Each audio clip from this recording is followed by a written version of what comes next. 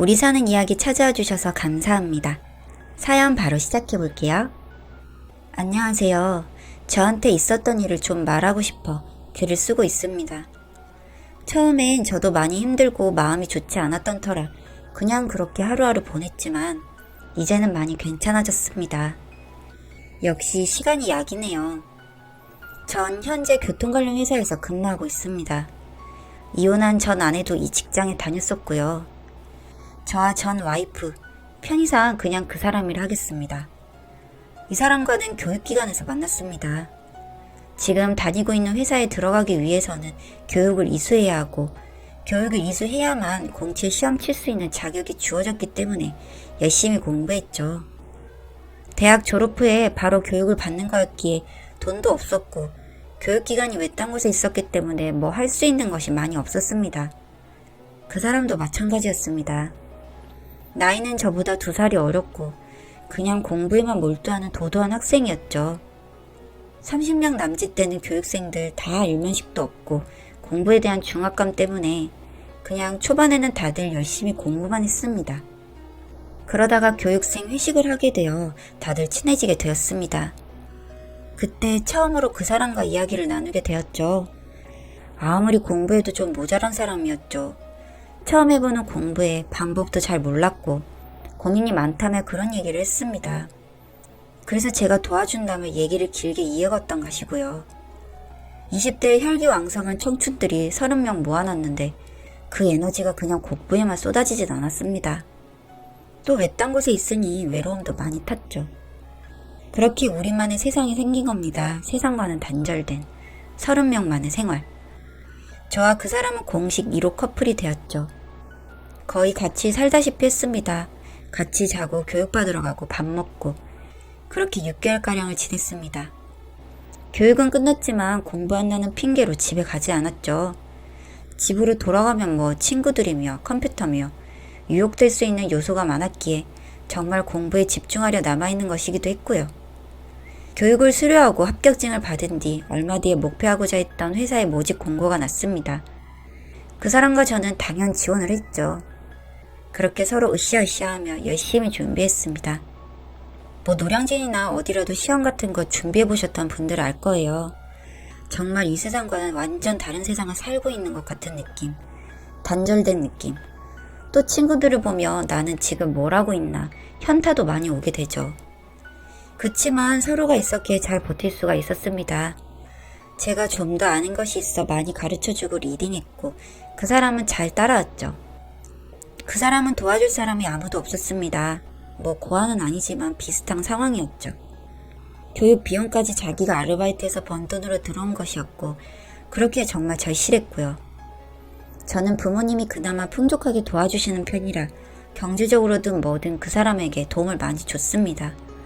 나중에 취직하면 다 갚으라면서요. 그렇게 둘이 시험을 치르고 결국 둘 다 합격을 했습니다. 합격자 발표가 있던 날 참 많이 울었고 행복했습니다. 이제 결혼만 하면 되겠다며 계획도 세우고 그랬죠. 회사 다닌 지 3개월쯤 되었을 때 부모님을 막 졸랐습니다. 결혼하겠다고요. 모은 돈 없으니 그럴 수밖에 없었죠. 그렇게 집에서 조금 도움받고 직업 특성상 대출이 많이 나오기에 그거 이용해서 빠르게 결혼도 했습니다. 이제 그냥 행복할 일만 남았다고 생각했습니다. 그렇게 2년쯤 흘렀습니다. 여전히 그 사람은 아이를 갖기를 망설여 했습니다. 휴직을 해야 하는 것이 싫었던 거죠. 저희 집도 저도 너무나 아이를 원했지만 그 사람의 뜻을 존중해 기다려 주었습니다. 같은 회사기는 하지만 사업소가 달랐기에 그리고 그 사람은 일반적인 9시 출근 6시 퇴근을 하고 있었고 저는 교대 근무라 하루 걸러 하루는 회사에서 잠들어야만 했습니다. 뭐 늘 자기 일에 열심히인 사람이고 서로 많이 사랑하고 있다고 믿었기에 뭐 바람 같은 것은 생각하지도 않았죠. 그런데 아내의 근무지에 같이 일하고 있는 제 후배 하나가 이상한 소리를 하더군요. 회식을 한번 했는데 거기서 마무리하고 다 헤어졌대요.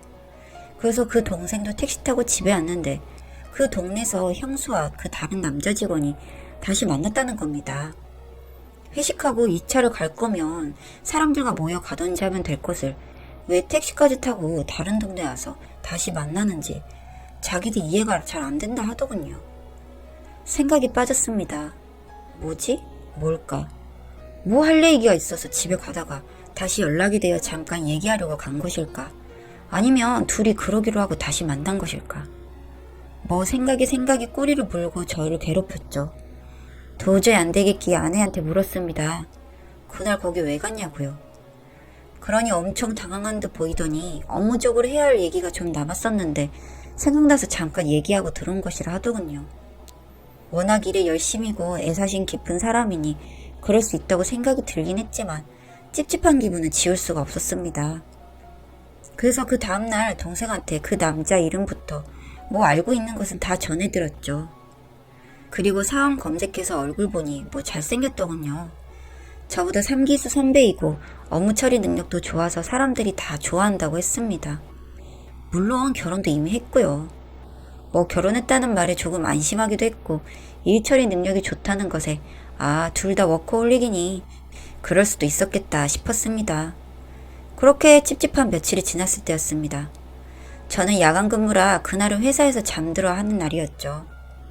근데 그날 회사에서 교육 수료증 번호가 좀 필요해서 사진 찍어놓은 것도 없고 그 사람한테 전화해서 가르쳐달라 할 심산으로 전화를 걸었습니다.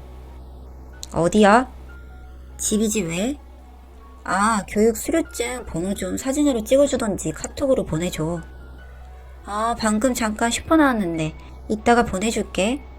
그래 하고 끊었는데 정말 이상했습니다.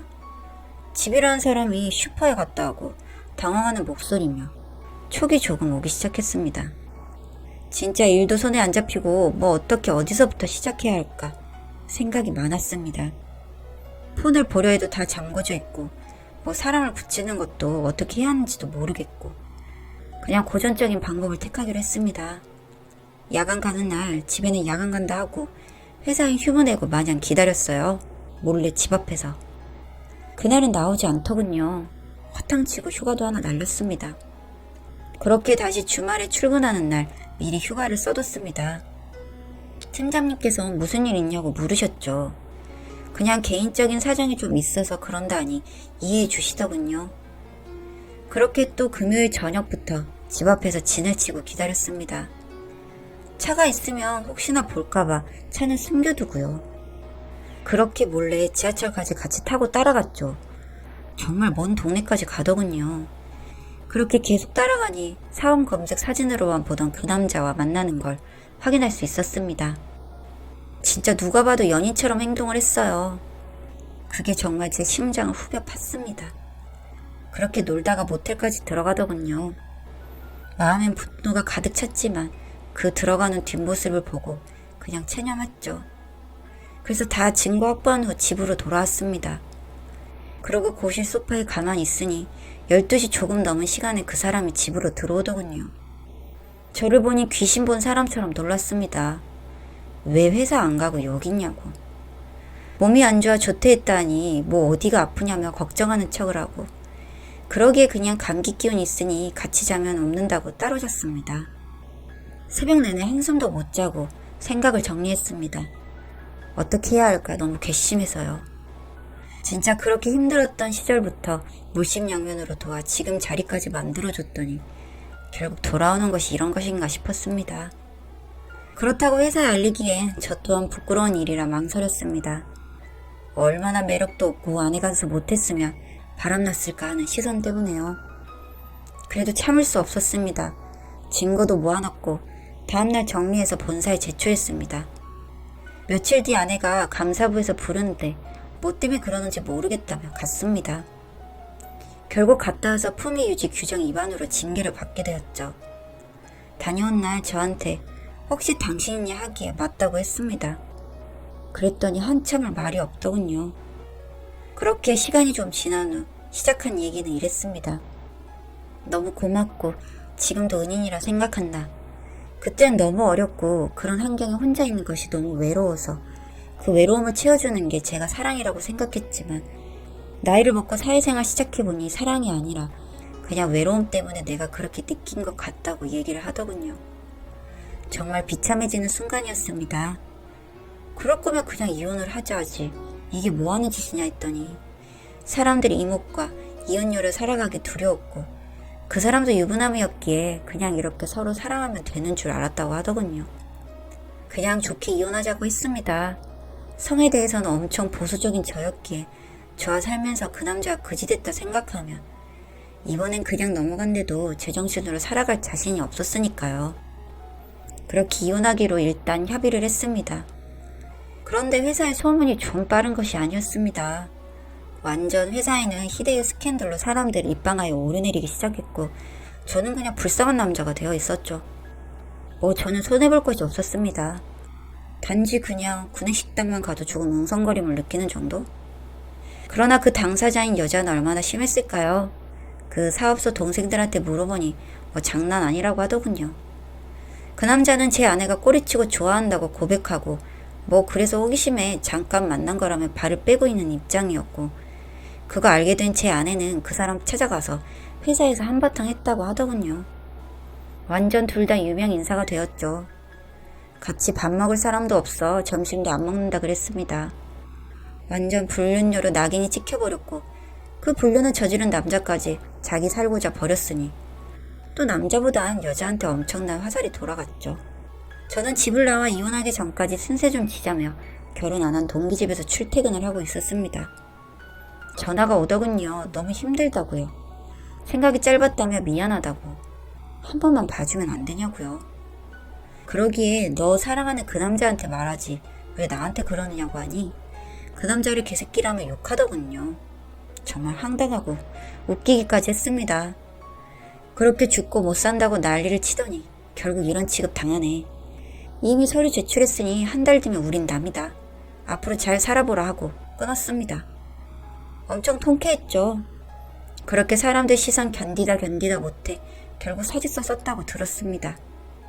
그 남자는 다른 사업소로 발령나서 징계는 받았지만 별일 없이 생활하고 있다 들었고요. 한국 사회가 남자가 그런 짓을 했다는 것보다 여자한테 잣대가 좀 더 엄격한 것은 사실이죠.